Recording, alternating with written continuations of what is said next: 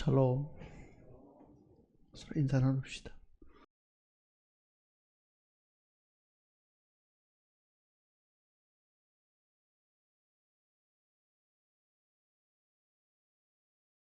누가복음 6장입니다.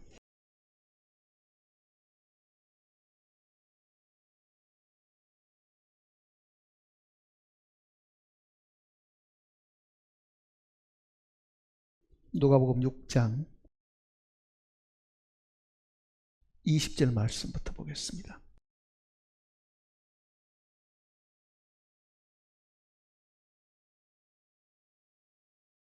예수께서 눈을 들어 제자들을 보시고 이르시되 너희 가난한 자는 복이 있나니 하나님의 나라가 너희 것이며 지금 줄인 자는 복이 있나니 너희가 배부름을 얻을 것이며 지금 우는 자는 복이 있나니 너희가 웃을 것이며 인자로 말미암아 사람들이 너희를 미워하고 멀리하고 욕하고 너희 이름을 악하다 하여 버릴 때에는 너희에게 복이 있도다.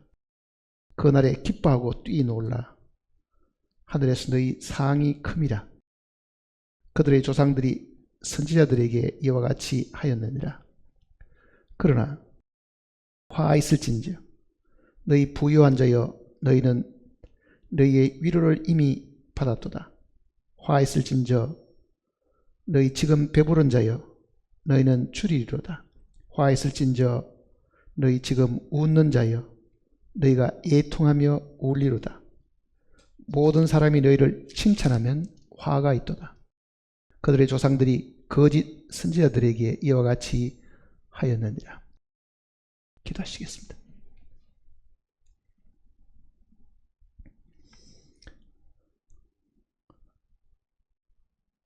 하늘 영광 가운데 계시는 살아계신 우리 아버지 하나님,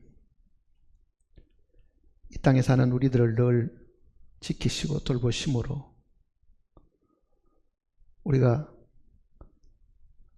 악한 자에게서 포로가 되지 않고 죄의 유혹 가운데 빠지지 않고 많은 위험 가운데서도 저희들이 건짐을 받고 늘 생활하고 있음을 감사드립니다.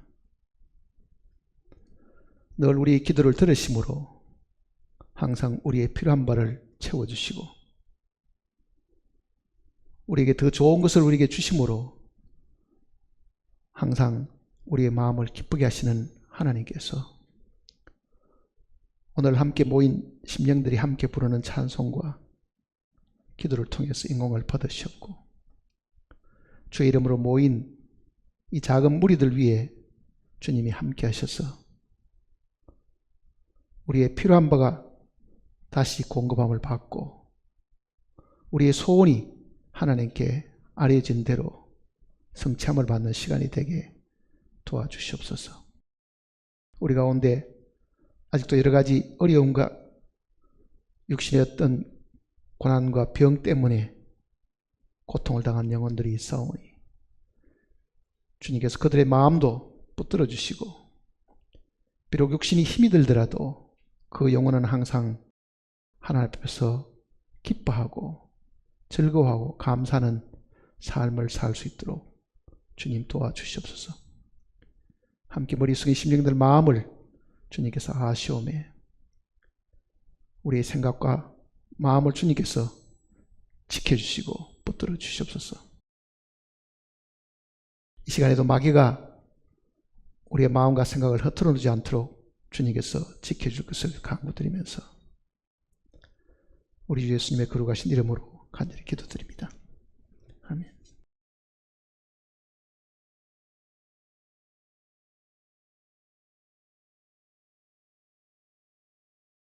구원을 받은 그리스도인들이 실제 신앙생활 하는 동안에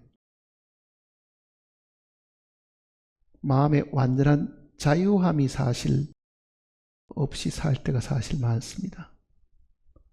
하나님께서 우리를 분명히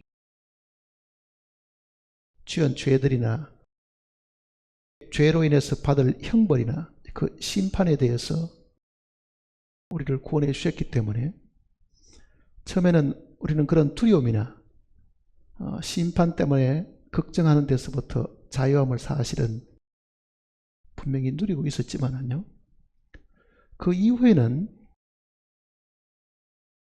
자기가 돌아봐도 구원받고도 내가 이런 죄를 짓고 사는가, 마음에 이 고민이 있고 그런 일로 인해 가지고 죄의 종이 되어 있음을 알고 마음에 자유함이 없다는 것을 알고 있습니다. 분명히 성경대로 하면은 진리를 알지니 진리가 너희를 자유하리라 하는 그 말씀대로 처음에는 분명히 죄 가운데서부터 자유함을 얻었다고 생각하지만은 매일 생활 속에서 뭔가 짓누르고 죄가 우리를 잡고 있다고 생각하면은요, 그 동일한 죄를 한 번으로 끝을 내는 게 아니라 습관처럼 되어가지고 반복적으로 그런 죄를 짓고 있기 때문에 내가 이게 죄에서 노임을 받은 것이 아니라 죄의 종노릇하고 있다는 그 생각을 우리가 하고 있으므로 마음속에 불안이 있고 초조감이 있고 이러다가 주님을 만나면 어떻게 될 것인가 하는 걱정이 사실은 있습니다. 예수님께서 말씀하신 것 중에도 수고하고 무거운 짐진 자들아 다 내게로 오라 내가 너희를 쉬게 하리라 하는 그 쉼은요, 우리가 죄의 짐 때문에 짓눌려 있고 자유함이 없을 때 얻는 쉼입니다. 거기서부터 자유함을 사실 얻는 거잖아요. 그러니 처음 믿는 사람들이 안식을 얻고 평안함을 얻는 것은 지은 죄들 때문에 그런 겁니다. 지은 죄들. 죄들이란 것은 우리가 그동안 행동으로 혹은 말로 지었던 세일 수 있는 죄들이잖아요. 이런 죄들은 분명히 심판이 분명히 따릅니다. 심판이 있잖아요. 죄들에 대한 심판이 분명히 있게 마련이죠. 이 많은 죄들을 예수님은 죄의 짐이라고 사실 이야기한 거거든요. 우리가 짐을 지고 있다는 거는요, 죄짐을 지고 있는 겁니다. 그 죄짐이라는 거는 내가 어려서 태어나서부터 지금까지 지었던 그 수많은 죄들에 대한 죄의 짐이죠. 그러니까 그 죄짐들을 해결하지 못했을 때는요, 이 죄짐들에 대한 하나님의 엄중한 벌이 있고 거기에 따르는 하나님의 심판이 있다는 걸 우리가 듣는 순간부터는 마음에 이 자유함이 사실 없잖아요. 뭐가 짓누르는 것 같고 억압하고 뭔가 긴장하고 또 벌받을 것에 대한 두려움이 우리를 항상 이렇게 붙들고 있기 때문에 정말 마음속에는 자유함이 사실 없죠. 평안함이 없다는 것은 사실은 자유함이 사실은 없는 겁니다. 근데 이런 죄들에 대한 심판이나 나중에 하나님께서 거기에 따른 어떤 책임을 물으시고 나중에 영원한 지옥에 우리를 던져 넣는다고 하는 그 형벌을 생각하면은 이 형벌에서부터 우리가 벗어나는 거는요, 어느 날 정말 두려움이 있고 걱정하고 뭔가 여기서 헤어나야 되겠다는 간절한 마음에 이 소원이 사실 있었습니다. 소원.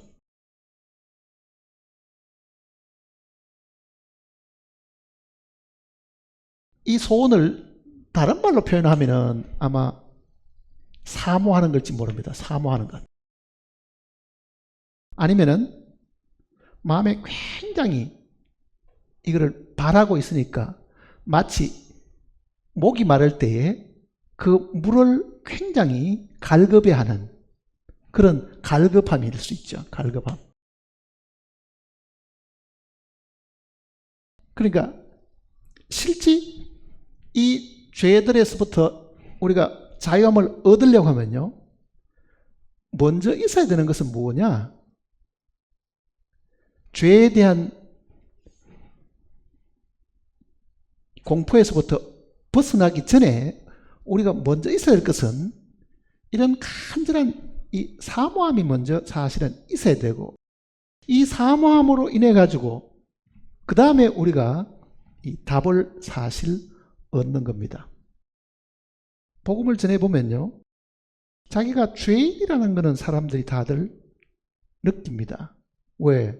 논리적으로 따져도 여전히 우리는 죄를 짓고 있으니까 그 죄 짓는 사람에게 당신이 죄인이기 때문에 죄를 그렇게 거짓말하고 그렇게 악한 말을 한다고 말하면 거기에 대해서는 동의를 하지만은, 정말 그 죄짐에서부터 자기가 벗어나기 위해 가지고 정말 마음에 사모하고 갈급히 하는 것이 있는가?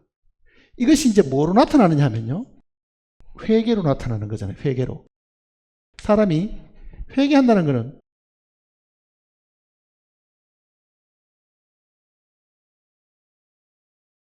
정말 마음에 애통해하고, 정말 내가 너무나 많은 이 죄를 지었다. 근데 실제 죄인인 것은 알고 있어도요, 정말 하나님 앞에 깊이 사모하고 그 사모함으로 인해서 정말 나는 죽을 죄인이야 하고 하나님 앞에 탕자가 회개하듯이 내가 하늘과 아버지께 죄를 얻어사오니 하듯이 정말 이 회개하는 마음들이 사실은 반드시 필요한데, 이 회개가 없이요, 죄들에 대해서 회개를 거치지 않고 죄 사함 받았다고 하는 사람들이 가끔은 있습니다. 근데 복음 전하는 사람들도 문제가 사실은 있어요. 복음 전하는 사람들도. 왜 문제가 있냐면은, 분명히 이것이 죄 사함으로 말미암는 은혜의 복음인데, 복음 전하는 사람은 복음을 전해 가지고 그 사람을 안심시키려고 하는 것이 먼저인 거예요. 이거는 회개를 통한 은혜의 복음이 아니라 그 영혼을 안심시키는데 주력하다 보면은요, 이게 안심복음이 되어버립니다. 안심복음. 하나님이 다 해놨으니까 당신은 지금 믿으면 돼요 하면은 뭐가 빠져버립니까? 그가 하나님께 정말 죄 사함을 사모하고 회개하는 이게 빠져버리고, 일러준, 이미 완성되어 있다고 하는 그 내용만 일러주다 보면요, 그 사람은 한 번도 이 회개의 과정을 거치지도 않고, 어느 전도인이 분명히 보라 세상지를 지고 간 어린 양이로다, 그러니까 내 죄는 다 지고 가서, 이런 식으로 산반 논법처럼 이렇게 끼워 맞춰 가지고 안심해버리는 그런 일들도 분명히 있습니다. 그게 복음 전하는 사람에게도 사실은 분명히 문제가 있습니다. 왜? 전하는 사람들 생각에는 이번 복음 집회를 통해서 많은 영혼이 구원을 받았다 그러면 괜히 자기가 열심히 잘 전해가지고 많은 영혼이 거듭났다고 생각하는 그 순간을 자기가 생각하고 있기 때문에 사실 그런 거죠. 한 개인 영혼을 깊이 들여다보고 정말 그 영혼이 하나님 앞에 자기의 죄의 문제로 인해서 벗어나기를 원하는가, 정말 한편 이웃치는 것인가, 이 회개의 과정도 없이 복음을 전해놔 버리면요, 들으면 얼마나 그게 편하고 쉽습니까? 다 해놨단다. 그럼 나는 이제는 구원 받았네. 믿을 수 없는 이 사실들이 사실 벌어지죠. 지식으로 전해진 그 이야기 때문에. 오늘 읽은 이 내용은 바로 그 내용을 주님이 지적하시는 겁니다. 그래서 오늘 이 내용을 지금 생각을 해보려고 합니다. 자, 우리는 지금 이 단계는 거친 사람들인데 죄들에 대한 해방은 분명히 받았는데요, 실제 죄성, 이거는 우리는 죄의 권세라고 한번 생각해 보세요. 죄들은 하나님 앞에 있는 겁니다. 우리가 지었던 모든 낱낱이 죄는 하나님 앞에 있는 것이고, 죄는, 즉 죄성은 우리 안에 있는 거잖아요. 이거는 용서받는 게 아닙니다. 죄성은 하나님이 용서하는 게 아니라고요. 이거는 처리하고 없애야 되는 부분이지, 이거는 그리스도의 보혈로 우리의 죄성 자체가 없어지거나 그러지를 않는다고요, 사실은요. 그러니 심판받을 죄들은 용서받았음을 분명히 자기가 갈급해왔고 정말 하나님 앞에 진심으로 뉘우쳤는 그 일들이 있었음으로 인해서 그걸 알겠는데, 구원받고 난 이후에는요, 이 죄성이 여전히 작용하고 있잖아요. 그러니 죄들에 대한 거는 자유함을 얻었는데 죄가 여전히 나를 지배하고 있죠. 그래서 성경은 이 죄를 왕처럼 비양한 거죠. 그러니까 죄의 종이다 그러잖아요. 죄의 종이다. 그러니까 그 죄가 여전히 우리를 유혹하고 우리에게 기회를 있을 때마다 시험해가지고 넘어뜨리고, 또 죄성이 발동하면은 우리의 이 옛사람이 거기에 동조를 해가지고 또 죄를 지으니 마음속에 한탄하는 것은 뭐냐면요, 아니 내가 구원받고도 왜 똑같은 죄를 계속 짓고 있는가? 좀 바뀌어야 되는데, 내가 구원받았다는 것을 우리 가족이 다 알고 친구들이 다 알고 과거에 나와 함께 교회 다니는 사람들이 나를 구원받은 거 다 아는데, 그 사람들이 나와 다툼이 생기거나 문제가 생기면요 뭐라고 말합니까? 내가 구원받은 게 그래? 이렇게 말하잖아요. 내가 구원받은 게 그래? 그러면 그 이야기 들으면요 화도 나지만은 마음의 충격도 사실 받는다고요. 어떻게 받습니까? 아, 그래, 내가 진짜 구원받은 사람인데 내가 어떻게 저 사람이 말하는 것처럼 나는 하나도 변화가 없는가? 그러다 보면은 자기가 아직도 이 죄에서부터 해방을 못 받고 있다는 걸 사실 알고 있는 거잖아요. 그러니까 예수님께서 하시는 그 말씀은 수고하고 무거운 짐진 자들아 다 내게로 오라 내가 너희를 쉬게 하리라 하는 거는요, 첫 번째 이 죄들에 대한 이야기입니다. 근데 나는 마음이 온유하고 겸손하니 내 멍에를 메고 내게 배우라. 그리하면 너희 마음이 쉼을 얻으리니. 정말 마음에 평안함이 있고 마음에 자유함이 있다는 것을 이야기하는 거잖아요. 그거는 이 내용이 아니고 여기에 해당되는 내용입니다. 실제 생활 속에 자기가 살아가는 동안에 이 죄성에서부터 자기가 해방을 받고 자유함을 얻고, 자, 그렇다고 하면 지금 여기에서 지금 주님이 하시는 이 말씀을 오늘 우리가 깊이 잘 생각을 해보면요, 어떻게 해야 되는가, 방법을 사실 가르쳐 주시는 겁니다. 어떻게 해야만 내가 온전한 자유함을 얻는가. 주님께 처음 나아갔을 때 얻는 우리의 영의 자유함 말고 실제 생활 속에서도 우리의 마음에서 주의 멍에를 메고 배움으로 받는 그 자유함이 분명히 있다. 그거를 지금 이야기하고 있는 거거든요. 근데 이게 20절을 보시면은 예수께서 눈을 들어 제자들을 보시고 이르시되, 마태복음 5장하고 조금 비슷하긴 하죠. 심령이 가난한 자는 복이 있나니 하는데, 근데 마태복음 5장하고 이 내용은 같은 상황은 아닙니다. 마태복음 5장은 산에 올라가서 앉았을 때에 일반인들도 많이 있고 제자들도 같이 있었습니다. 여기는 산이 아니고 평지에서 지금 이야기하시는 이야기라고요. 그리고 그 이야기를 들은 대상들은 제자들만 있잖아요, 사실은요. 제자들만. 그러니까 그게 어떻게 보면은 오늘 우리 구원받은 우리들을 지금 주님이 앞에다 두고 말씀하신 거나 같은 이야기다 하는 이야기입니다. 그러니까 마태복음 5장에 대한 내용은 이 내용하고는 다른 상황에서 다른 장소에서 말씀하신 겁니다. 자, 예수께서 눈을 들어 제자들을 보시고 이르시되, 너희 가난한 자는 복이 있느니 하나님의 나라가 너희 것이며. 구원받은 제자들이 주님 앞에서 들었던 첫 번째 이야기는요, 너희 가난한 자는 복이 있나니. 그거는 가난했던 너희는 그 말이 아니고 지금도 가난해야 됩니다. 그렇잖아요. 그러니 이 내용은 항상 시제를 현재로 표현을 했고, 구원을 받은 지금도 내가 가난해야만 된다는 것을 주님이 가르쳐 주신 거거든요. 자, 가난하다.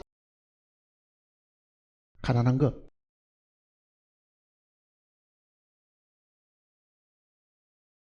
우리의 머리에 떠오르는 이 가난은 재정적으로 궁핍한 것을 이야기하는 거잖아요. 돈이 없다. 재산이 없다. 가진 게 별로 없어. 그걸 보통 우리는 가난이라고 사실을 이야기하지만은요, 예수님의 이 이야기는 이 재정적으로 가난한 사람을 이야기하는 내용이 아닙니다. 그걸 먼저 생각해야 됩니다. 마태복음 11장 내용도 보면요, 세리요한이 예수님에 대해서 불평이 생겼습니다. 자기는 옥에 갇혔는데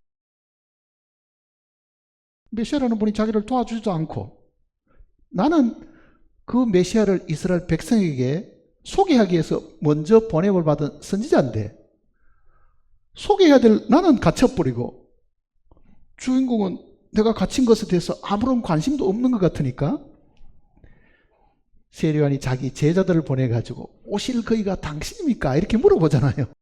아니면 우리가 다른 사람을 기다려야 됩니까? 주님에 대해서 의심이 생긴 거예요, 세리요한이. 그때 주님이 답변하신 것 중에도요, 소경이 눈을 뜨는 것, 안전뱅이가 다시 일어서게 되는 것, 그 중에 가난한 자에게 복음이 전파된다 하라, 이렇게 하겠다. 마태복음 11장 내용 속에도 가난한 자에게 복음이 전파된다 하라. 자, 그 구절을 들으면은요, 우리의 느낌 속에 어떤 생각을 가지고 있냐 하면은, 부자들은 복음 잘 안 들어. 돈 많은 사람들은 문 열어 달라고 해도 잠가버리고, 부자들한테는 복음 전하기 힘들고, 정말 어디 산동네 사는 사람, 아니면 어디 정말 가난한 나라의 가난한 사람들이 복음을 듣게 돼. 그러니까 우리가 그 구절을 늘 마음속에 생각하는 것은 부자 나라의 부한 사람들에게 복음 전하는 것보다는 가난한 나라를 찾아가서 가난한 사람에게 복음을 전해야 더 빨리 구원을 받고 그네들이 복음을 받아들인다, 이렇게 사실을 생각하잖아요. 저는 그 내용이 100% 틀린다고 생각하지는 않습니다. 그러나 대부분 그 이야기는 틀리는 이야기입니다. 실제로 이 가난은, 주님이 말씀하신 이 가난은요, 정말 사람이 겸손한 내용을 두고 하시는 이야기입니다. 그러니까 마태복음 5장에도 심령이 가난한 자는 복이 있나니 그러잖아요. 심령이 가난한 자는. 우리말 번역은 이걸 심령이라고 이렇게 번역했는데 사실은 이게 없으면 이게 뭐가 돼요? 그러니까 우리말 성경은 영과 혼을 제대로 구분하지 않았습니다. 사실은요. 왜? 우리의 일상 대화 속에 영과 혼을 구분하는 일들이 거의 없었기 때문에, 그저 혼은 영혼이고, 혹은 굳이 영을 쓰려고 하면은 심령, 이렇게 표현을 했습니다. 심령. 마음 심자에 이 영영자잖아요. 귀신 영자인데. 심령이 가난한 자는 복이 있나니 천국이 저희 것이며 그러잖아요. 심령이 가난한 자는. 이 말 뜻은 겸손하다는 뜻입니다. 사실은요. 심령이 가난한 것은 재정적인 가난을 이야기하는 게 아니고요, 겸손한 사람을 이야기, 겸비한 사람을 두고 하는 이야기입니다. 이사야서 61장을 보시면요, 이사야 61장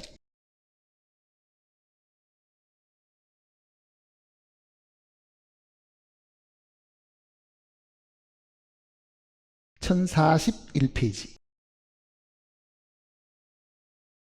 1041페이지 1절입니다.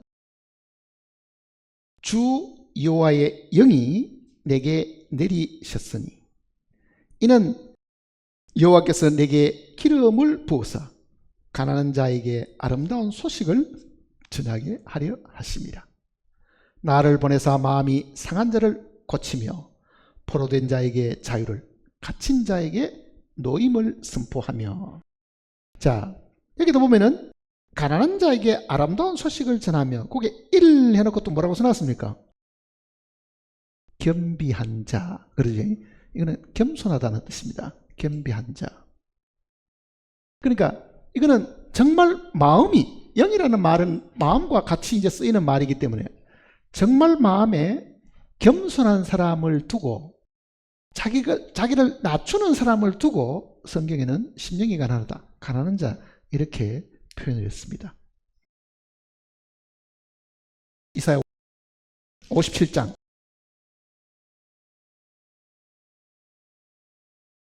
15절입니다. 57장 15절. 지극히 존귀하며 영원히 거하시며 거룩하다 이름하는 이가 이같이 말씀하시되 내가 높고 거룩한 곳에 있으며 또한 통회하고 마음이, 그게 지금 마음이 되어 있죠. 이거는 영이 그 말입니다. 영어 성경은 이걸 영이라고 표현했죠. 영이 겸손한 자와 함께 있나니 이는 겸손한 자의 영을 소생시키며 통연한 자의 마음을 소생시키려 함이라. 자, 심령이 가난한 것은 마음이 가난한 겁니다. 겸손한 것을 말하는 겁니다. 그러니 겸손한 자의 영을 소생시키고 통연한 자의 마음을 소생시킨다. 그를 이렇게 세우고 살아나게 하고 그 이야기잖아요. 자, 그러면 우리가 구원받고 난 이후에도요, 구원받기 전에 하나님 앞에 자기를 낮추고 겸손했던 것처럼 여전히 구원받고 난 이후에도 겸손하지 않으면, 자기를 낮추지 않으면 하나님의 축복을 받을 길이 사실은 없습니다. 그러니 하나님께서 우리에게 주시는 모든 복은 겸손이라는 통로를 통해서 우리에게 주어지게 되어 있습니다. 즉 심령이 가난해야만 하나님이 복을 부어주신다. 가끔 기도하는 사람들이 아이고 하나님 왜 내 기도를 안 들으시지? 내가 그 기도를 두고 얼마나 오랫동안 기도했는데 왜 응답도 없으신가? 또 성경에는 성령의 충만함을 받으라 그런 표현들이 있습니다. 왜 나는 정말 주님의 성령으로 가득 차서 항상 기뻐하고 즐거워하는 사람이 되고 싶은데 성령은 어디 가고 없고 나만 살아가지고 내 주장과 내 고집과 내 성격대로만 내가 지금 살고 있는가? 왜 하나님은 자기가 내 안에 들어오셔서 나를 주관하시고 나를 인도하시고 다 하시면 되지, 왜 나는 성령의 인도를 받지 못하고 내 생각대로 지금 살아가고 있는가? 이유가 어디 있을 것 같아요? 그게 성령의 충만은 주님이 우리 속에서 역사하시는 그 활동 범위가 크다는 뜻인데요, 사실은요.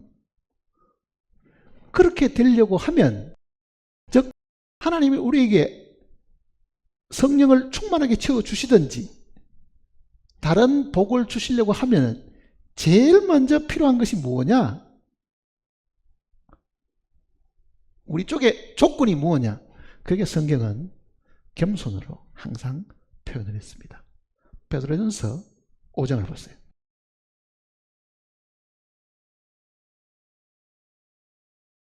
베드로전서 5장.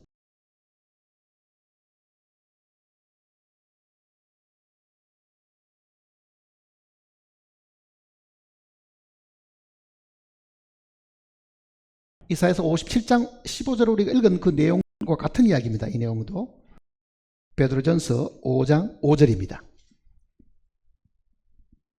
5장 5절.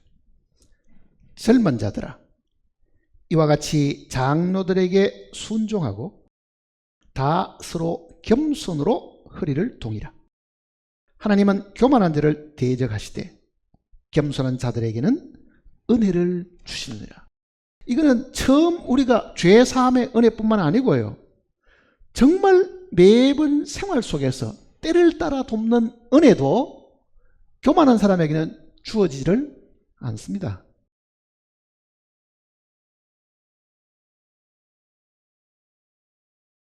죄를 지적받고 우리가 죄인임을 성경에서 우리를 향해 가지고 하나님이 말씀하실 때 그거를 우리가 정말 인정하고, 그래, 세상에 나같이 악한 사람이 없어, 나같이 더럽고 추한 사람이 없어, 나는 죽어 마땅해야 돼, 그 정도로 우리가 낮아졌을 때는요, 정말 이 하나님의 은혜의 담비가 우리 마음에 풍성히 부어져서 정말 우리가 주님의 그 은혜로 마음이 가득 차가지고 마음이 환하고 기쁘고 뭔가 마음이 넉넉함을 느꼈을 때가 분명히 있었습니다. 그게 우리가 처음 죄 사함 받을 때 그런 경험을 모두가 다 했을 겁니다.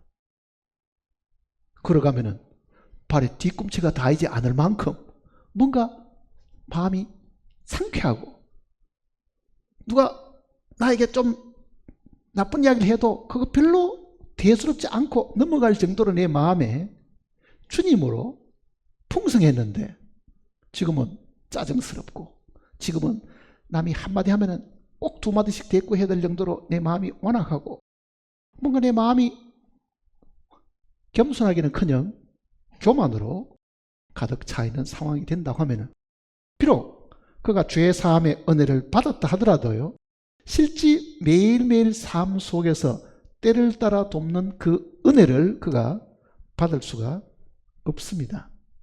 그러면 그 사람은 어떻게 해야 되겠어요? 하나님이 은혜를 안 주시는 게 아니고 내가 받을 통로가 잘못되어 있다는 뜻이잖아요. 그래서 이 제자들에게도 가난한 자에게 이렇게 이야기하신 이유가 거기에 있는 겁니다. 그러니까 이거는 구원받은 그리스도인은 처음 시작을 겸손으로 시작했으면은 주님 만날 때까지 정말 자기는 아무것도 아니고 무가치 하고 아무것도 할 줄도 모르고, 주여 나같이 연약하고 부족하고 쓸모없는 인간이 없습니다 할 정도로 자기가 바짝 자기를 엎드려서 낮추는 사람이라야만 생활 속에서도 때를 따라 돕는 은혜를 얻을 수 있다는 것을 지금 주님이 가르쳐 주시려고 하는 겁니다. 그래야만 구원받은 사람이 생활이 넉넉해지는 거예요. 그게 성령의 충만함을 받게 되는 게 실질적으로. 근데 주님이 말씀하시는 이 이야기는 하나만 있는 게 아닙니다. 보십시다. 다시 누가복음 보시면요, 6장으로 다시 들어가시면요,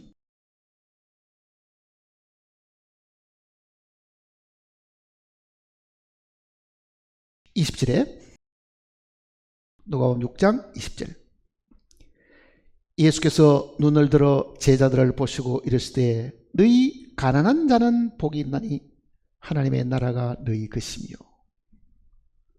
정말 마음이 가난하기만 하면은 천국은 따놓은 당상이다, 그 말과도 같은 이야기잖아요.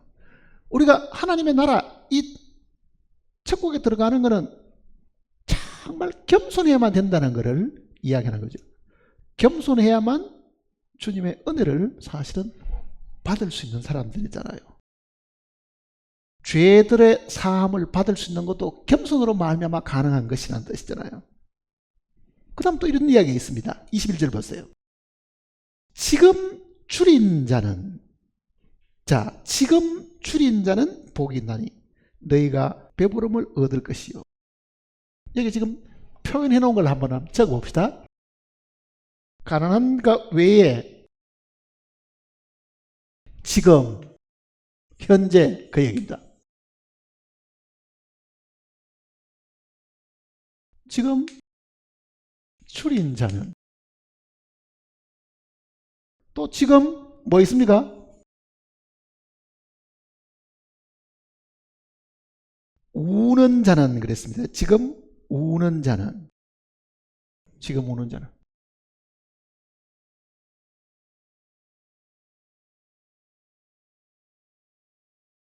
자, 구원을 받았는데 내가 배부르다고 느끼는 사람입니까? 아니면 나는 추리에 있는 사람이다. 나는 지금 정말 하나님 앞에서 늘 겸손한 마음으로 하나님의 은혜를 구하는, 회개하고 우는 사람인지, 아니면 나는 구원받았으니까 내가 지금 울 이유가 뭐이냐, 나는 지금 받은 걸로 충분하고 충만하다, 그렇게 자만을 하는 사람이냐. 그건 지금이라고 말하는 것은 현재, 우리들의 현재 삶을 두고 하는 이야기입니다. 자, 지금 내가 줄인 사람이냐, 내가 지금 우는 사람이냐, 이게 지금 굉장히 중요한 겁니다. 자신을 한번 보세요. 구원받고 지금 내가 살아가는 동안에 정말 내 영혼에 주림이 있느냐. 먼저 말씀하신 것은 우리가 겸손하고 가난해지는 걸 이야기했는데요, 그 일로 통해서 우리가 천국을 보장받았다고 하면 그 천국을 보장받은 그 사람이 지금 내가 항상 줄인 사람이냐, 줄인 사람이라야만 배부름을 얻을 수 있는 것이잖아요. 사실은요, 우는 사람이라야만 위로를 분명히 받을 수 있는 거거든요.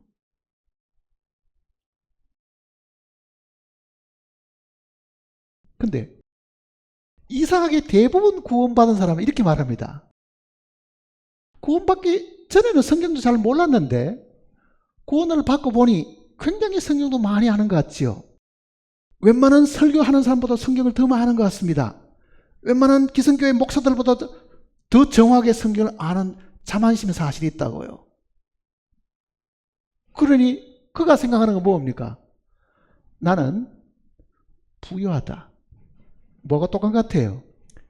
라오디게아의 교인들이 하는 말하고도 똑같은 거예요. 계시록 3절 한번 보세요.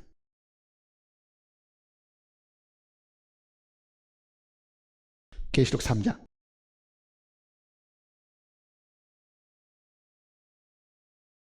17절입니다. 3장 17절. 내가 말하기를 나는 부자라 부유하여 부족한 것이 없다 하나 내 곤고한 것과 가련한 것과 가난한 것과 눈먼 것과 벌거벗은 것을 알지만. 자, 하나님이 보실 때는 이게 아무것도 가진 것도 없는데, 입은 것도 없고 벌거벗은 것밖에 없고 수치밖에 없는데도 이 라오디게아의 사람들은 뭐라고 생각하냐면은 우리가 부족한 게 뭐냐, 이게 영적인 교만입니다. 사실은요. 이거는 구원을 받지 않는 사람에게는 사실 이런 일이 안 나타납니다. 구원을 받은 사람에게 나타나는 일들이라고요. 그러니 주님은 이 평지에서 제자들을 가르칠 때예요, 지금 늘 주림이 있어야 되고 지금 울음이 마음에 있어야만 그 줄인 자가 배부르게 되고 이 우는 자가 위로를 사실 받게 된다. 자, 보세요. 우리가 지금 현재 엎드려서 기도한다고 생각해 보세요. 내가 욕심으로 기도할 수 있죠. 뭘 하나 하나님께 달라고. 받을 수 없는 이유가 뭐냐?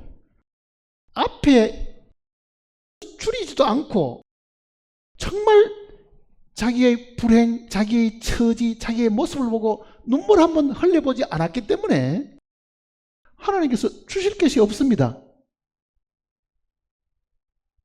그러니 우리는 현재 자기의 모습에 만족하고 살고 그걸로 인해가 더 교만해져 가지고요, 나는 부자인데, 내가 부유한데 뭐가 내가 더 필요하냐 라고 말을 한다. 그 이야기입니다. 말을 한다. 그러니까 정말 하나님의 죄들의 사함의 어떤 은혜를 받으려고 해도 먼저는 뭐가 있어야 되겠어요? 받으려고 하는 욕심보다는 줄이고 자기의 처지와 행편을 생각해서 주여 나를 불쌍히 여기소서. 나는 죄인입니다. 정말 자기 처지를 향해 가지고 우울 줄 아는 사람이어야 하나님의 은혜가 부어진 바 된다. 그 얘기입니다. 시편 107편을 보시면요.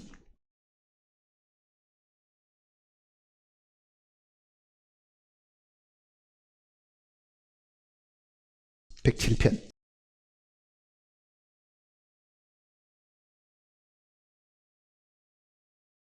107편 보세요.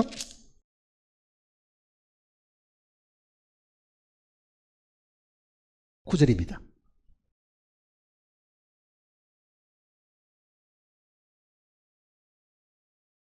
그가 사모하는 영혼에게 만족을 주시며, 이거는 영이 아니고 이거는 사실은 혼입니다. 줄인 영혼에게 좋은 것으로 채워 주심이로다. 자, 항상 하나님이 우리를 향하신 뜻은 뭐냐? 네가 정말 나에게로부터 복을 받기를 원하느냐? 그러면 복을 받으려고 하면 어떻게 된다고요? 사모하고, 그 다음에 뭡니까? 줄여 있어야 된다. 자, 배가 부릅니까? 뭔가 배가 고픕니까? 우리는 말씀 듣는 것도 그렇습니다. 이렇게 이야기합니다. 그동안 들었던 말씀 해도 충분해. 뭐 또 새로 들을 게 뭐 있어? 그러니 나는 당분간 예배당에 가서 설교 안 들어도 되고, 그게 줄이지 않은 상황이잖아요. 하루만 밥을 안 먹어도 우리는 배고픔을 금방 느끼는데, 한 끼만 제때도 안 먹어도 출출함을 금방 느끼는데요. 과거에 들었던 설교만 해도 충분하다는 것은요, 아직도 그가 줄이지 않았습니다. 그런 사람은 절대로 때를 따라도 없는 은혜를 받을 수가 없습니다. 육적으로나 영적으로 제일 건강한 사람은요, 항상 먹고 나서 뭐 금방 돌아서면은 배고픈 사람입니다. 그 사람이 건강한 사람이라고요. 그런데 아침 먹고 점심자가 돼도 속이 더부룩하고 이게 소화도 안 되는 것 같고 입맛도 없고 밥맛도 없고 먹기 싫다. 그게 건강한 거냐 하면 절대로 건강한 게 아니거든요. 그러니 주님이 오늘 우리에게 주시는 말씀은, 네가 줄인 사람이냐? 어제도 줄이고 오늘도 줄이고, 그 줄임을 갖고 있었기 때문에 그 다음 그 줄임 때문에 하나님께서 새로운 걸 또 받고 또 새로운 걸 받게 된다. 그 내용을 이야기하는 겁니다. 사실은요.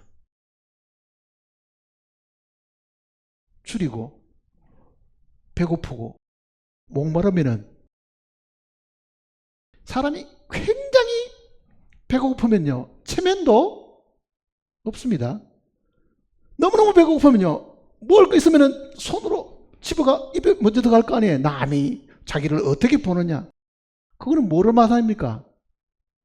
배부를 때야 뭐 교만을 부리지만은, 배가 되게 고프면은 그들은 피울 길이 있으며 남한테 자기가 이런 사람이라 하고 드러낼 게 뭐 있어요? 그만큼 낮아지는 거잖아요. 사실은요. 낮아지는 거예요.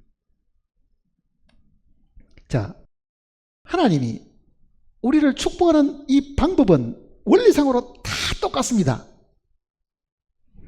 주님은 지금 이 내용을 이야기하시지만, 이거는 구약의 성도들에게도 주님이 똑같이 이 말씀을 하셨습니다. 신명기 32장을 보시면요.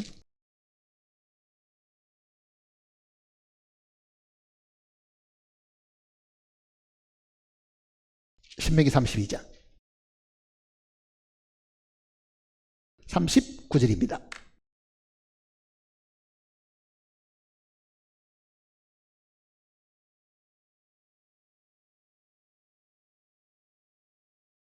(39절) 이제는 나 곧 내가 그인 줄 알라. 나 외에는 신이 없도다. 나는 죽이기도 하며 살리기도 하며 상하게도 하며 나았게도 하나니. 자, 여기도 보세요. 죽이고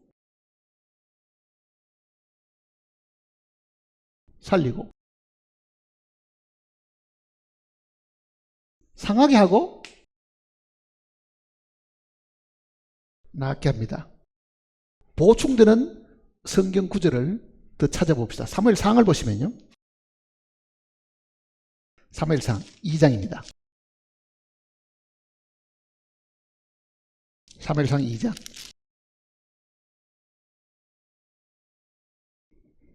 (6절입니다)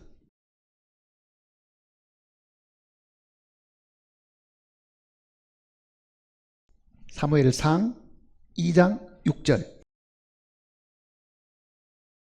409페이지입니다. 여호와는 죽이기도 하시고 살리기도 하시며, 자, 이거는 똑같은 구절이죠. 그 다음에는 소울에, 즉 음부에 내리게도 하시고 거기서 올리기도 하시고, 자, 이거 내리는 게 있습니다. 내리기도 하시고, 그 다음에는 올리고,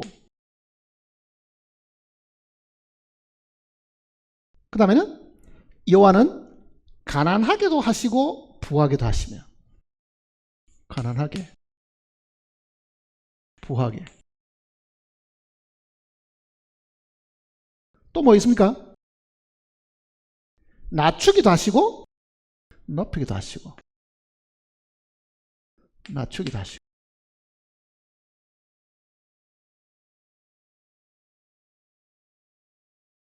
자세히 보면요, 뒤에 있는 게 앞에 오는 경우는 없습니다. 무슨 이야기냐면은 긍정적인 거는 뒤에 있고 부정적인 거는 항상 앞에 있습니다. 이게 순서가 뒤바뀐 게 없습니다. 무슨 이야기냐면 하나님이 우리를 죽음에서 살리려고 하면은 정말 우리가 죽어 있음을 보이는 거죠. 허물과 죄로 죽었던 우리를 살리신다 그러잖아요. 그러니 구원받기 전에 우리가 멀쩡하게 살았다고 생각하는데, 이 살은 사람을 하나님이 정말 살리려고 하면요, 이 사람을 끄집어 내려가지고 죽음의 자리에 앉히고 그 다음에 살려서 생명을 주신다, 그 말입니다. 그 내용이. 낫게 하는 것이 있으려고 하면은 그 앞에 뭐가 있습니까? 상하게 하는 게 있죠. 우리를 하나님께서 존귀하게 하려고 하면은 하나님이 먼저 우리를 내리시고, 우리를 풍성하고 부유하게 하시려고 하면 우리를 가난하게 만드시고, 우리를 높여주시려고 하면 우리를 낮추신다. 자, 구약도 지금 똑같은 이야기를 지금 하고 있는 겁니다. 그러면 보세요. 주여, 내가 정말 성령으로 충만하기를 원합니다. 나는 정말 부하게 되기를 원합니다. 성령이 나한테 가득 차기를 원합니다 하면은 그가 우리에게 바라시는 건 뭐겠어요? 네가 가난해야 된다. 네가 아무것도 없다는 것부터 알아야 된다. 그런데 우리는 나는 요만큼 있지만은 모자란 것만 채워주세요. 그래가고는 채워주는 일이 없다는 이야기예요, 사실은요. 그러니 하나님이 우리를 다루시는 방법은 죽이고 상하게 하고 내리고 가난하게 하고 낮추는 일들이 있어야 그 다음 것이 오는데, 우리는 이 과정은 생략하고 낫기를 바라고 올려주기를 바라고 부하게 되기를 바라고 높여주기를 바라는 그 욕심에 가득 차서 아무리 기도해봐야 응답은 사실은 주어지지 않습니다. 그러니 정말 하나님의 그 놀라운 이 축복을, 때를 따라 돕는 그 은혜를 우리가 매일매일 생활 속에서 경험하려고 하면 하나님의 방법대로 우리를 축복하시지 내 방법대로 축복하는 일은 사실은 없습니다. 자, 그러면 보세요. 내가 만일 죄인인데 구원도 안 받은 사람인데 하나님이 나를 구원하시려고 하면은 나를 어떻게 하셔야 되겠어요? 도도하지요. 처음에는 복음 전하려고 그러면은 나도 세상에 배울 만큼 배웠고 세상에서 지위가 있고 세상에 무슨 자격증도 가졌는데, 아니 뭐 목사라는 사람이 나타나지만 당신은 죄인이 어쩌 하면은 화가 머리끝까지 납니다. 내가 뭘 잘못했다고 죄인이라고 그러고, 다툴 정도로 어떤 사람은 분노를 품는 사람들도 가끔은 있다고요. 그 사람이 그 상태에서 구원을 받을 수 있느냐? 100% 불가능한 거예요. 하나님이 그를 살리려고 하면 뭐부터 하신다고요? 끌어내려가지고 완전히 바닥에 정말 겸손하게 그 위치에 들어가지 않으면 그가 자기가 구원받은 것에 대한 감사가 어떻게 하나님 앞에 나오겠어요? 불가능한 거예요. 근데 정말 주님이 죽이고 상하게 하고 내리는 이 과정은 전하지 않고 다 구원해놨습니다. 우리 죄를 다 지고 가셨습니다 하면은요, 이거는 죄인을 안심시키는 복음이지 그거는 회개의 복음, 은혜의 복음이 안 됩니다. 그렇게 해서 구원을 받았다고 생각하는 많은 사람이 있는 거예요. 한 번도 하나님 앞에 자기 죄 때문에 울어본 적도 없고 그 죄 때문에 통해본 적도 없고 자기를 낮춰본 적도 없는데 구원을 받았다? 그건 믿을 수가 없는 거예요, 사실은. 그러니 있다고 하면은 자기의 머릿속에서 이루어진지는 모르지만은 하나님하고는 사실은 관계가 없습니다. 그게요. 복음을 전하는 우리도 그 점을 굉장히 두려워하고 있습니다. 굉장히 두려워하고 있는 거예요. 이걸 섣불리 복음만 전해가지고 저 사람 마음속에 정말 하나님 앞에 자기를 낮추는 일이 없는데 겸손한 것도 없는데 정말 복음만 덜렁 전해주면 그거 들고 그것만 붙들고 하나님이 다 구원해놨단다. 나는 이제 천국 갈 수 있어. 그 사람이 정말 하나님 앞에 자기를 낮추어가지고 자기의 죄를 회개하고 뉘우치고 탕자처럼 내가 하늘과 아버지께 죄를 지었사오니 그러잖아요. 탕자는 자기 아버지께만 잘못했다고 이야기하지 않았습니다. 내가 하늘과 아버지께 죄를 지었사오니 그러잖아요. 그 하나님 앞에 죄가 있다는 이야기거든요, 분명히. 그러니까 지금 이 내용은 주님이 누가복음 내용 속에 가르쳐주신 이 내용은요, 모든 구원받은 사람들도 생활에서 마찬가지입니다. 내가 처음 죄의 사함을 받았을 때도 정말 내가 마음이 찢어지고 정말 죄 때문에 너무너무 내가 이런 악한 죄를 지었다는 것을 내가 마음에 깊이 상함을 입었는데, 그리고 복음을 들을 때 그 복음이 얼마나 달콤하고 이제 됐다. 그래서 마음의 자유함을 얻는 거거든요. 그러면 구원받고 난 이후에 우리를 얽어매는 많은 일들이 있잖아요. 아까는 죄성에 대한 얘기를 했지만은 우리의 환경도 우리를 얽어매고 자식도 우리를 얽어매고 같은 동업자도 우리를 얽어매고 우리를 못 살게 굴고, 그런 데서 과연 우리가 자유함을 얻을 수 있는가? 있죠. 왜? 빌립보 감옥에 갇혔던 바울과 실라 같은 경우는요, 큰 두드려 맞고 온몸에 멍투성이었을 텐데 감옥에 갇혔는데 그 감옥에서 끙끙 앓기는커녕 뭐랍니까? 찬송을 부르는 거예요. 찬송을. 그거는 그 마음에 자유함이 있으면 가능한 겁니다. 그랬더니 묶였던 것도 쇠사슬 다 끊어져 버리고 옥문도 다 열려버리고, 그 마음의 자유함이 육신을 얽어맨 것까지도 다 끊어버릴 정도로 능력이 사실은 나타났잖아요. 사실은요.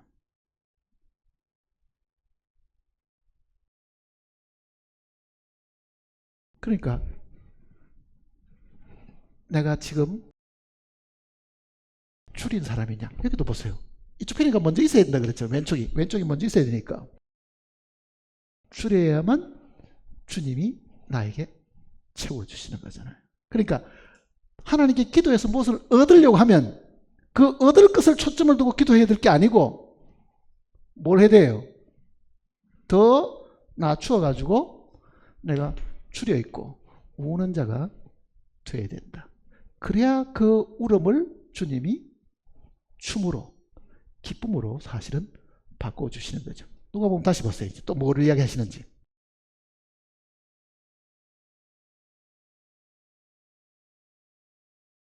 21절입니다. 지금 줄인 자는 복이 있나니 너희가 배부름을 얻을 것이며, 이거는 시편 107편에 있는 말씀과 같은 겁니다. 정말 줄인 자는 좋은 것으로 채워주신다고 하는 하나님의 약속이 있기 때문에 그렇습니다. 그 다음에 지금 우는 자는 복이 있나니 저희가 웃을 것이며, 정말 내 마음에 진정으로 웃음이 나오려고 하면은 이전에는 뭐가 있었다는 이야기입니까? 울음이 있었다. 울음도 없었는데 내가 웃을 수 있느냐? 그 웃음이 무슨 의미가 있겠어요, 거기 사실은요. 정말 진정한 눈물을 흘린 사람이 진정한 웃음을 웃을 수 사실 있습니다. 내가 이런 사람이었는데, 앉으면 눈물을 흘린 사람이었는데 주님이 나에게 웃음을 주셨다. 그거잖아요, 사실은. 웃음을 주셨다. 그 다음 또 보세요. 22절에 인자로 말미암아 사람들이 너희를 미워하고 멀리하고 욕하고 너희 이름을 악하다 하여 버릴 때에 너희에게 복이 있도다. 자, 만일 주님의 제자들이 이 땅에 산다고 하면요, 그네들은 진리를 그 속에 사실은 가지고 사는 사람들이잖아요. 진리신 예수 그리스도를 믿고 사는 사람들이죠. 그전에는 자기를 믿고 살고 자기의 지혜와 자기의 경험과 자기의 능력을 믿고 살던 사람이 진리신 주님을 믿고 살려고 하면요, 세상은 진리를 반드시 배척하게 되어 있습니다. 존 번닌이 썼는 그 철학정도 읽어보면요, 이 기독교가 허영시라는 데를 들어가잖아요. 허영시를 들어가는데 허영시 사람들이 이 기독교를 잡아가지고 옥에다가 가두죠, 이제. 왜? 기독교가 성경의 진리를 이야기하거든요. 야, 이놈아, 이 허영시에 와서 이 진리가 뭐냐? 예, 이놈 하고 이제 잡아다가. 자, 그 허영시라는 건 세상을 이제 사실 이야기하는 건데요. 세상과 이 진리는요, 절대로 맞지 않습니다. 물과 기름이라고요. 정말 주님의 제자된 우리들이 진리를 따라 살려고 하면 반드시 세상에게 배척을 받게 되어 있는 거예요. 미움을 싸게 되어 있죠. 그러니까 구원받은 사람이 배척을 안 받고 세상이 우리를 칭찬한다는 말은요, 그거는 세상과 한편이 되었다는 뜻이지 진리 편에 서 있는 것이 아닙니다. 그러니 이 세상은 악한 자에게 속하 있고, 요한일서 말씀대로 이 악한 자에게 속한 이 악은 마귀가 지배하는 세상이 되어 있기 때문에 참으로 주님의 제자된 사람들이 주님의 말씀대로 살려고 하면은 반드시 충돌이 일어나고 모함하고 핍박하고 잡아다가 옥에 가두고 하는 일이 반드시 생긴다는 이야기잖아요. 자, 그것이 믿지 않는 가정에서 생길 수도 있고 믿지 않는 직장에서 일어날 수도 있고 아니면 국가가 어느 날 기독교인을 박해하는 그런 상황도 분명히 올 수도 있죠. 자, 내가 받은 이 진리 때문에 집에서 배척 받아본 적이 있습니까? 나는 구원받고 우리 집안이 장로교 집안인데도요, 그 갈등이 20년 갔습니다. 제가 많지. 충돌 때문에요.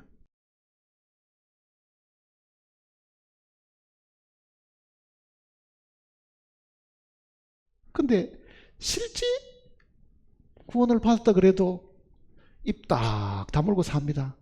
직장의 동료들도 저게 예수쟁인지 예수를 팔아먹는 사람인지 정말 예수를 전가하는 사람이 아무도 모르게 뭐 행동으로도 믿는 표가 이만큼도 안 났다고 가정해봤어요. 그러면 세상은 뭐라고 말하겠어요? 이거는 나하고 같은 편이다. 박해할 이유가 없죠. 같은 편이니까. 근데 내가 진리 편에 서서 이거는 잘못된 거다. 이거는 심판받을 죄야. 너 그렇게 거짓말하고 속이고 장부를 마음대로 그렇게 조작해서 안 돼 라고 말을 한마디로 한다고 하면요, 이 혼자 뭐 어렵다고 세상이 바뀐 줄 알아? 하고 즉시 배척을 받게 되어 있습니다. 그거는요, 동조를 안 하기 때문에. 그러니까 지금 주님은 그 내용을 지금 우리에게 가르쳐 주는 겁니다. 자, 23절 보세요. 그 날에 기뻐하고 뛰놀라. 하늘에서 너희 상이 큽니다. 그들의 조상들이 선지자들에게 이와 같이 하였느냐. 자, 24절부터 또 중요한 이야기가 나옵니다. 그러나 이제 앞에 있는 내용하고 반대되는 내용을 이야기하신 거예요. 그러나 화 있을진저 너희 부유한 자여 너희는 이미 위로를 받았다.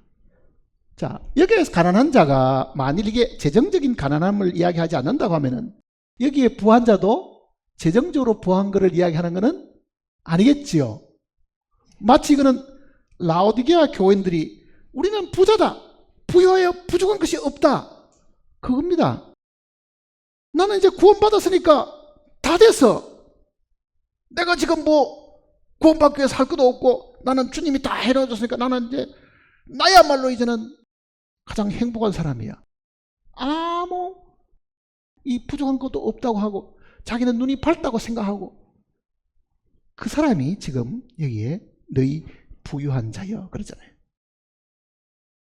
너희는 너희의 위로를 이미 받았다.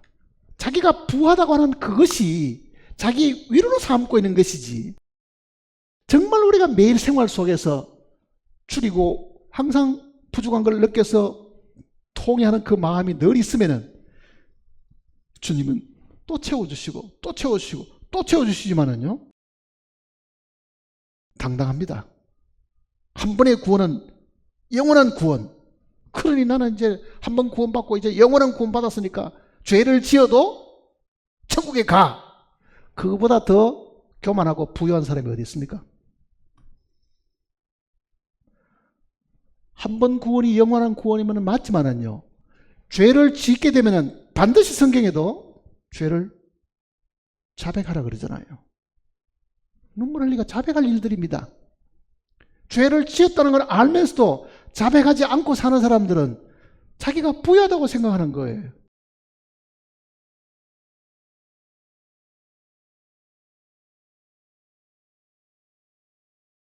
죄 안 짓고 삽니까? 어느 유명한 성도가 한 말이 있어요. 당신이 하나님께 마지막으로 죄를 자백한 적이 언제입니까? 물어본 거예요. 한 달 전인가? 그분이 뭐라 그러면, 그러면 당신은 한 달 동안 거짓말도 안 하고 화도만 안 했냐고 그러는 거예요. 하루에도 몇 번을 자백을 해야 해도 시원찮은 판인데 내가 마지막 하나님 앞에 자백한 것이 한 달이 됐다?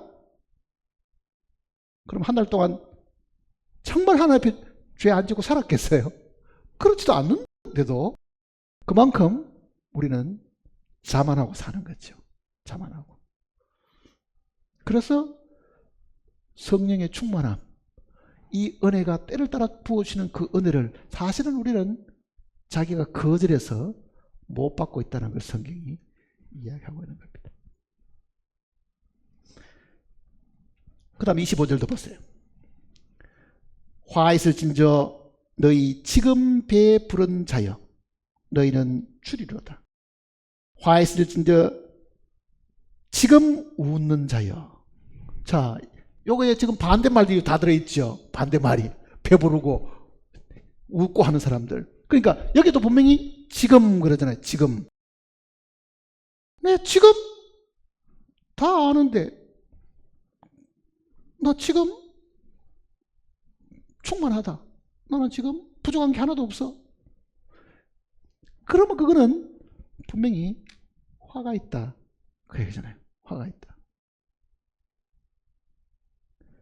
그러니까 구원받은 사람들이 매일 생활 속에서도요, 주여 나는 1분 1초도 주님을 떠나서는 살 수 없습니다.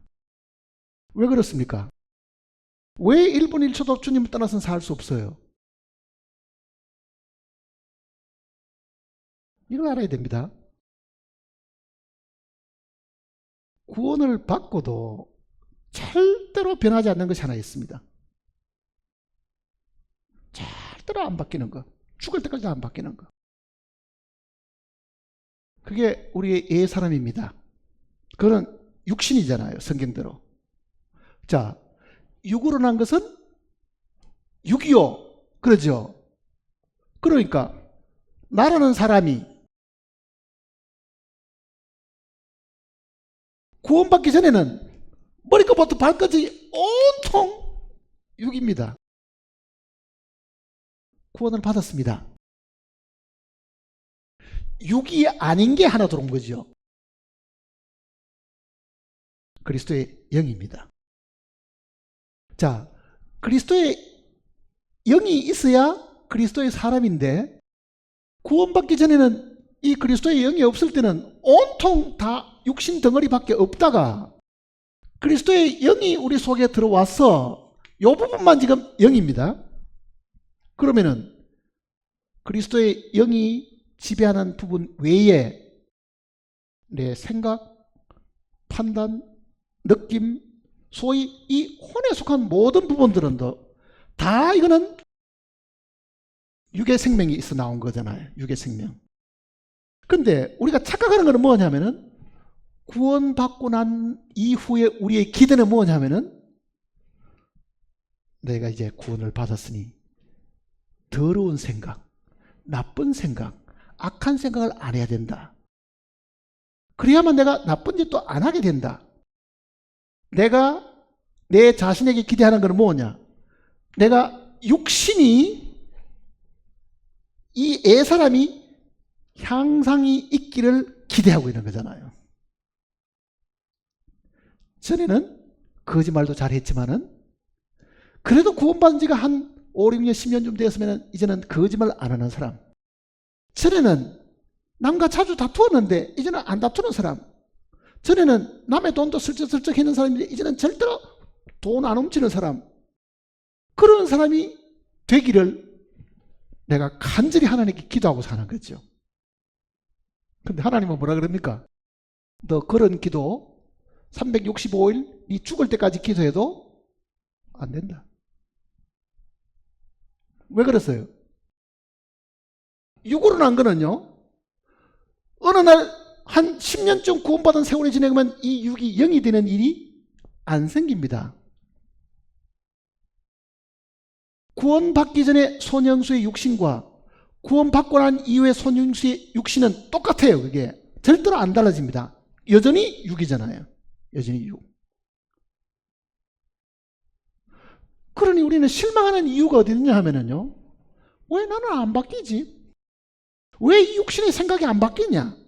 왜 여전히 더러운 생각을 하고 있고, 왜 악한 생각을 하고 있고, 왜 이게 죄를 지느냐? 그래서 자기도 싫은 거예요.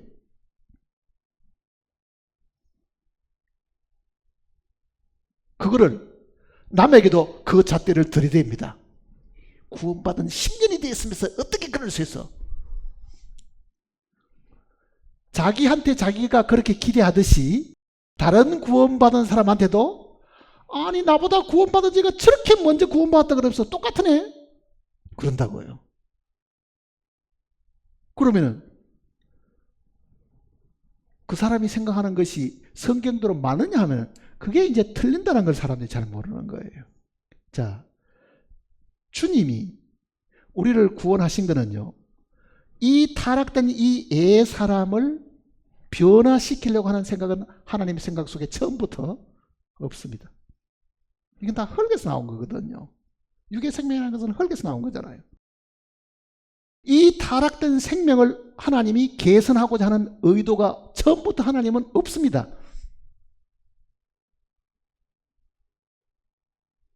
그러니 육에 속한 사람은 하나님을 기쁘시게 할 수 없다.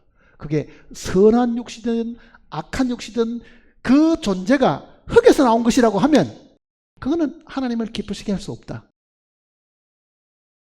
그러면 영이신 하나님을 기쁘시게 할 수 있는 것은 뭐라는 이야기입니까? 하나님의 일을 할 수 있는 것은요, 하나님만 하시지 사람은 할 수가 없습니다. 그래서 우리 속에 영을 주신 거예요. 이게 끝없는 성령입니다. 하나님의 생명이잖아요. 그러니 하나님이 나를 바라보실 때 기대를 걸고 있는 것은 내 안에 있는 이 생명을 보려고 하는 거지, 내 육신에 하나님께서 능력을 부여하고 기회를 주고 단련시켜 가지고 이 육신이 타락에서부터 죄 안 짓는 육신으로 바뀌는 그런 일을 하나님이 하시지 않고, 그거는 아예 처음부터 하나님의 생각 속도 없었던 것이라는 것을 사람들이 알아야 되는 거예요. 그러니까 우리가 지금 하나님 앞에 그럼 어떻게 기도해야 되겠어요? 주여, 내 육신은 구원받기 전이나 구원받고 난 이후에나 똑같으니, 그렇잖아요. 똑같으니 내가 나를 의지하고 내가 나를 기대하고 내가 나에게 무언가가 바라는 모든 것은 불가능하니까 나는 주님을 기쁘시게 하거나 주님 앞에 합당한 예물을 드리려고 하거나 어떤 일을 하더라도 육신을 통해서 하는 게 아니라 주님이 나를 통해서 하셔야 됩니다. 그러니 나는 1분 1초도 주님 떠나서는 아무것도 할 수가 없습니다. 그래서 예수님도 너희가 나를 떠나서는 아무것도 할 수가 없다 그러잖아요. 아무것도 할 수 없다. 나를 떠나서는. 아니, 우리가 주님 떠나서 아무것도 못합니까? 걸어가기도 하고 작품을 만들기도 하고 우리는 우리가 가진 육신의 능력으로도 할 수 있는 것이 많습니다. 그러나 하나님이 기뻐하시고 하나님을 섬기는 그 일은요, 이 육신이 아무리 뛰어나도 못하는 거예요. 이거는 다 흙에 속한 것이고 다 이거는 없어질 것들입니다. 영원히 남을 것은 하나님이 내 안에서 역사하신 것만 남게 됩니다. 자, 그러면 하나님이 내 안에서 역사하시게 하기 위해 가지고 나는 줄여 있고 항상 울고 그렇게 해야 되지. 항상 배부르고 항상 웃음이 가득 차고 하면은 이거는 분명히 네 복은 이 땅에서 네가 다 받았으니 나하고 상관이 없다. 그 얘기잖아요. 나하고 상관이 없다.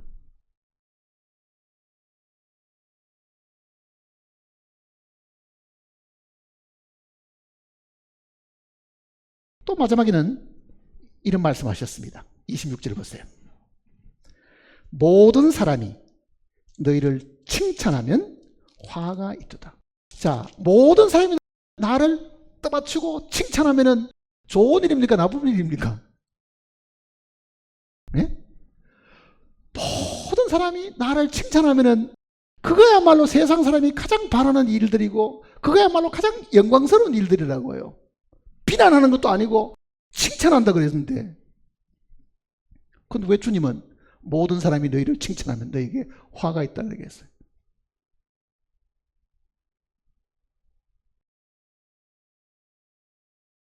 우리가 바라는 것은 사람의 칭찬과 사람의 기대잖아요. 사람이 나를 어떻게 생각해주고 나를 좋게 평해줄 건가.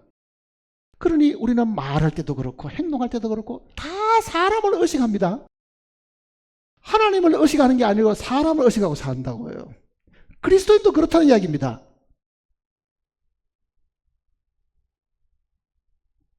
그러면 사람이 사람을 의식해가지고 가식된 행동도 하겠죠. 별로 그 사람 반갑지도 않는데 아이고 형제님하고 껌뻑 죽듯이 끌어안고 친한 사람도 있습니다. 실제로 그 사람이 그렇게 친절하냐 하면요, 친절 안 한데도 이게 과잉 반응하는 거죠. 왜 그렇게 합니까? 상대방이 자기를 알아주기를 바라는 것 때문에, 칭찬해 주기를 바라기 때문에 그렇잖아요. 사실은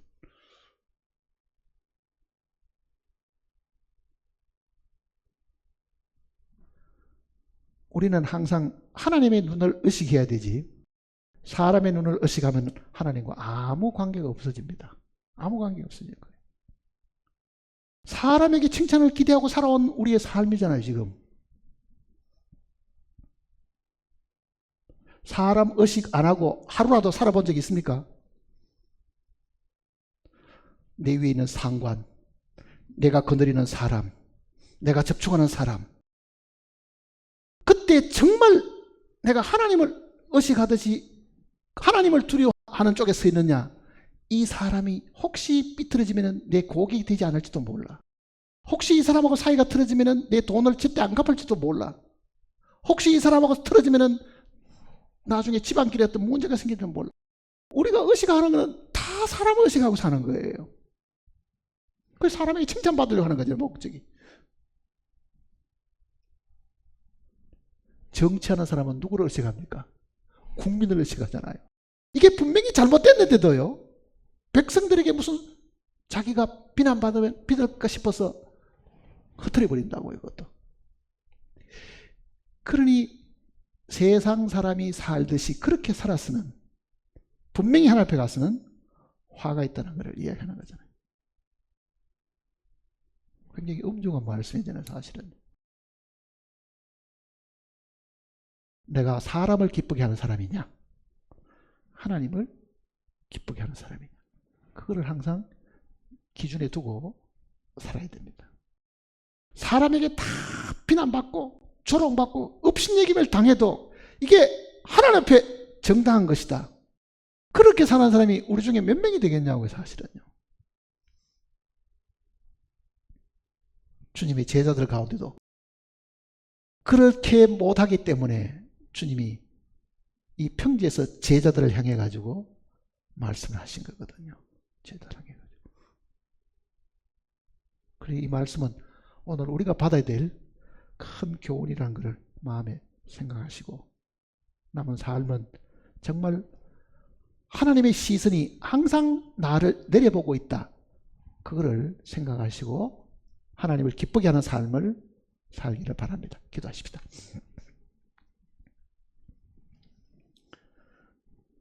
아버지 하나님, 어리석고 무식하고 철이 없는 저희들을 주님께서 거룩하신 말씀으로 일깨워 주셨습니다. 예나 지금이나 우리는 사람을 의식하고 사는 사람들이고, 정말 참으로 살아계신 하나님을 의식하기보다는 사람의 눈을 더 의식하고 살아왔음을 시인하지 않을 수 없습니다. 우리의 모든 어리석음과 잘못됨을 주님이 용서하시옵소서. 우리가 주님 앞에 항상 줄이고 목마른 사람으로, 항상 울고 슬퍼하는 사람으로 살아가게 하시옵소서. 우리를 항상 돌보신 주님이 우리와 늘 함께 계심으로 쉬 우리의 눈물을 닦아주시고 쉬 우리의 배고픔을 주님께서 채워주실 것을 분명히 저희들이 압니다. 우리 중에 어떤 사람도 주님 만날 때에 악하고 게으르고 나태하고 불순종하는 사람이 징계를 받지 않도록 주님 우리를 돌아보게 하시고 살펴주시옵소서. 주님 만나는 날 우리 모두가 주님 앞에서 칭찬받는 저희들이 되도록 준비하고 살아가도록 우리를 이끌어 주시옵소서. 우리 주 예수님의 크신 이름으로 간절히 기도드립니다.